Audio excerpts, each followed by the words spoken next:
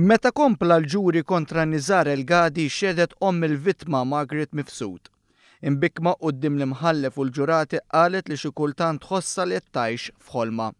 Staqsiet dwar setgħu għamlu lill-akkużat meta dejjem tmawh u ħassluhu ħwejġu.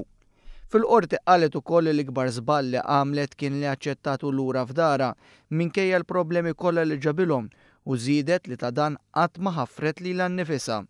Spjegat kif binta kienet miżżewġa lil El-Gadi u żwieġ kien annullat.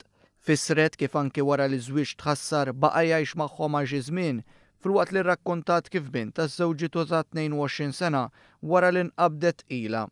Irrakkontat episodji ta' vjolenza domestika, episodji li bdew fi żmien bikri fir-relazzjoni bl-om tgħid li kienet tisimgħu jgħajjat magħha filwaqt li hi tirrispondih b'ton orali.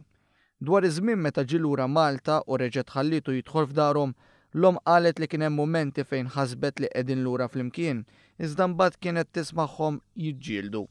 Saħqet li l-avukat Mifsud dejjem ridet li wliedha jitilgħu f'ambjent ta' familja b'missier preżenti.